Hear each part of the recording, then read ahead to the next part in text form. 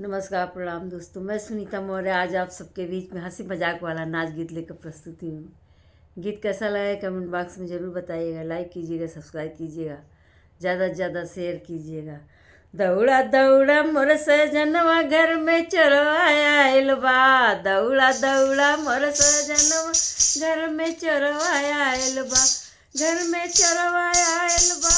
घर में चोरवाया आइल बा।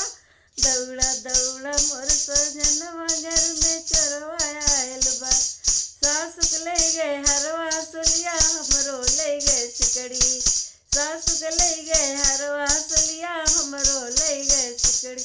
दौड़ा दौड़ा मोर सजनवा मोर नदियो गइल बा। दौड़ा दौड़ा मोर सजनवा मोर नदियो गइल बा।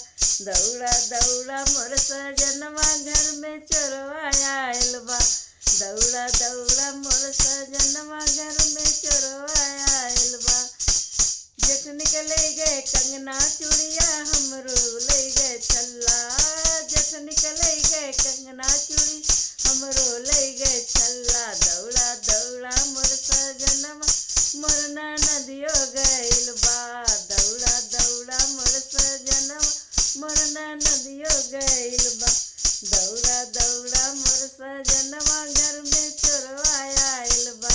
दौड़ा दौड़ा मोर सजनवा घर में चोरवाया आइल बा। दौड़ा दौड़ा मोर सजनवा घर में चोरवाया आइल बा। ननदी दरनिया के ले गए लहंगा चुनरी हमरो ले गए पियरी। दरनिया के ले गए लहंगा चुनरी हमरो ले गए पियरी। दौड़ा दौड़ा मोर सजनवा मोर नदियो गइल